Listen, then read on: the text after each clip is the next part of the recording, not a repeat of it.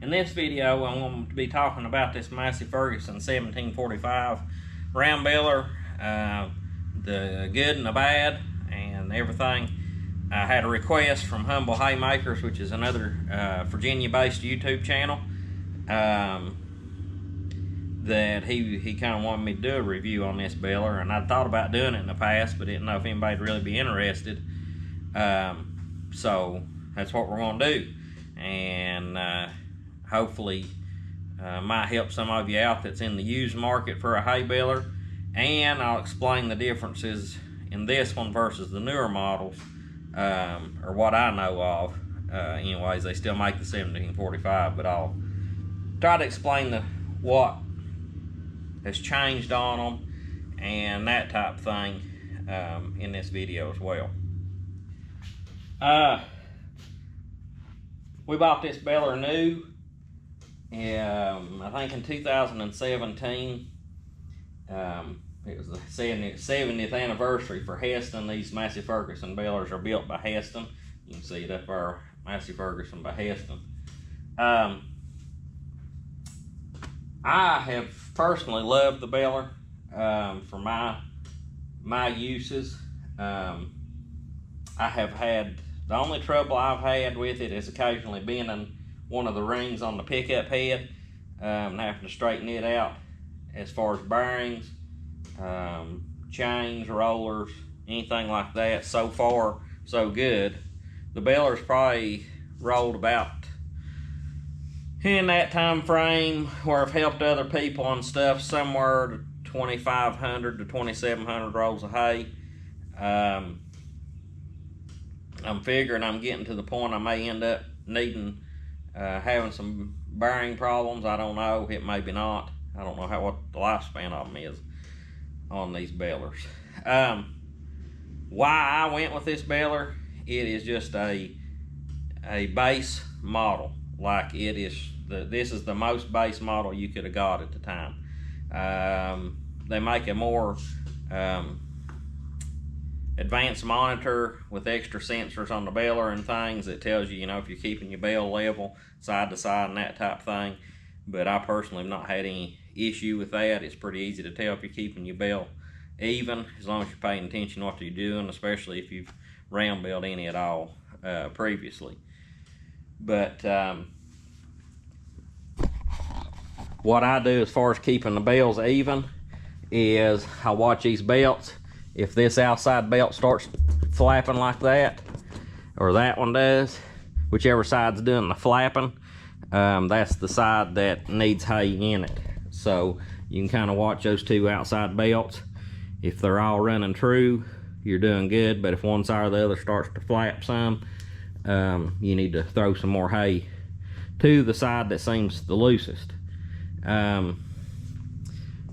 You got your gauge here up to a 5-foot bale counter. I bale 4-foot bales normally, maybe just a little over 4 foot. And these are 4 foot wide. So the 1734 balers, I think is the number on them, the size under this one, they only make about a 36-inch wide bale. And they, in our neighborhood area, I have repaired a few of them that's been turned over. The balers, the whole balers, and the bales will fall over in the field.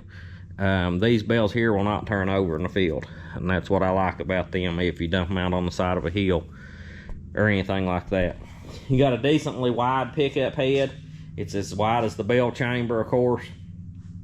They make gathering wheels if you want gathering wheels for it, but so far I've had pretty good success with the size pickup head and it cleaning the fields good. One thing I like about this, it's got this little holder for your PTO shaft. I think the book actually recommends taking that off. That's just for shipment, but that's been the handiest thing ever was to keep on there for when you're pulling it with the truck or in the storage like it is now, just to flop that PTO shaft down on that holder, and it stays right there. That's nice. You don't have to worry about losing your PTO shaft. This is the electric tie baler. I don't know. I don't think they make them hydraulic ties. They might. I'm not sure on that. but they make bell kickers, they make net wraps and all that. I have no need for a bell kicker. If you're in level fields, you might want one. That way to push your bell out away from you, and you wouldn't have to back up. So you had room to pull back forward once you dumped the bell before you got into the windrow. If I had a bell kicker on this baler around here, you would be spending a lot of time in the woods gathering up hay bales. On the older 1745s, they were painted mostly all red, so if you're shopping for a used one, you won't see the gray on the tongue and some of the trim pieces. That will be all painted red on the older balers. Another way to tell is this one has an offset axle. It's swept back to the back of the baler.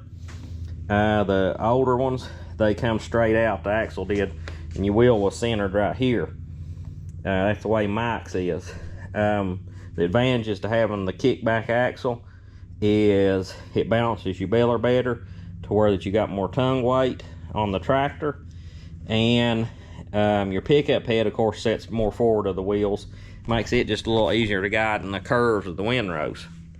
I really like the swept back axle on it, and the big tires and everything. It's got a light kit, you know, for when you're tramming on the road, which most balers these days have that.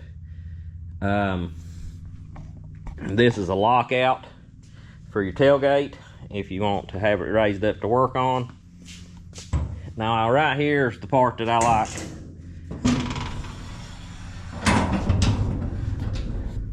Look how simple that is compared to a lot of round balers these days.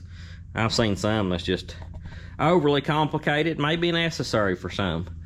But you got three chains. This is your main drive shaft. You have one going up to drive your top roller, one down here going to your starter roll, and then another one that drops down to your pickup head. And pretty simple design. You have a spring tensioner as well as a hydraulic ram that's pre-charged that helps tension your bells.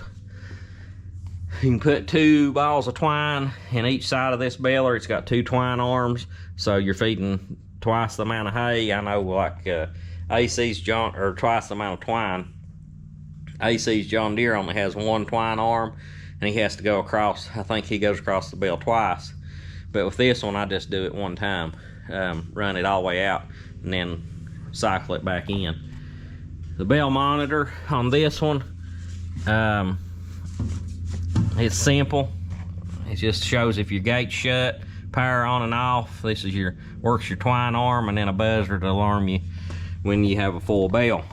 Like I said, you can get some of those monitors, but you have to have extra sensors on the baler that's got 3 lights, and it will tell you which side to feed, or if the bell's performing evenly or whatever. Very well built baler, but I just wanted something simple that would be easy to work on. Didn't have much electronics to mess up on you. You didn't have any kind of fancy bell monitor or anything you had to fool with. It's just easy. Like, it's just it's an old school baler. Now, on the newer ones, the 1745s, they have a 1745D. I don't know what year they come out. Sometime between this one and now, of course. But the D stands for D clutch. What I have to do now is stop the PTO to dump a bell, then I'll start the PTO and shut the tailgate. If you don't start the PTO before you shut the tailgate, your belts won't wad up and your tailgate won't shut good. But the D, they'll declutch when you open the tailgate, and that saves you from having to fool with cutting your PTO on and off. I'd love to have one of those, but I can't justify trading this one.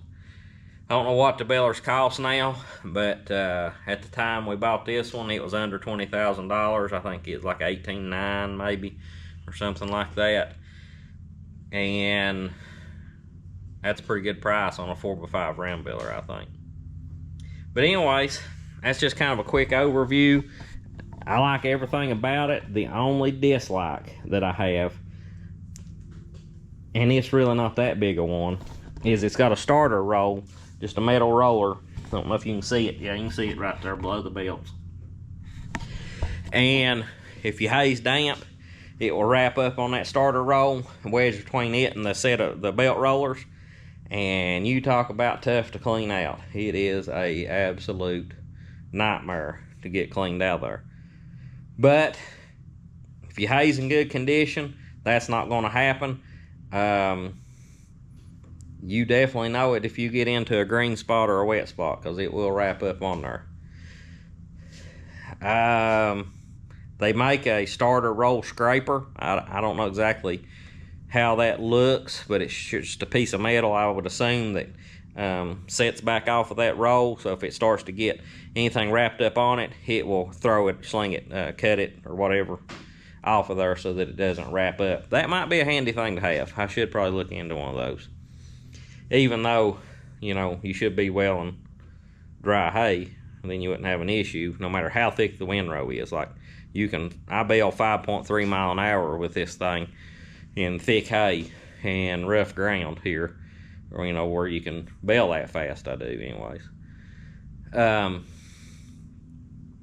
But like, you don't really ever have to slow down much. If it gets really heavy, I'll drop down one gear below that.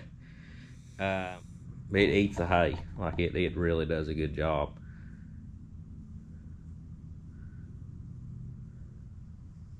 Anyways, I hope I'm not missing anything. If y'all have any questions on it, let me know. I'll try to answer them. But it's a fine machine, in my opinion, for the money, if you don't want anything real fancy. And what I found, the fancy stuff has pricier price tags, gives more problems, or could, more complicated problems. And yeah, it might speed you up a little bit or something, be a little more efficient occasionally. I don't know. I just like it. I like this one. I have been really happy. I wouldn't, if I was going to buy another baler right now, I would go back with the 1745D. I had no questions about that. But got the old John Deere shined up. Cleaned it up after we finished our hay. But I appreciate y'all watching. Hope this helps some of you. And let me know what kind of rollers, round balers, y'all run, or if you're in the market for one, and the things you're looking at, and that type of stuff. But we'll talk to you later. Thanks for watching.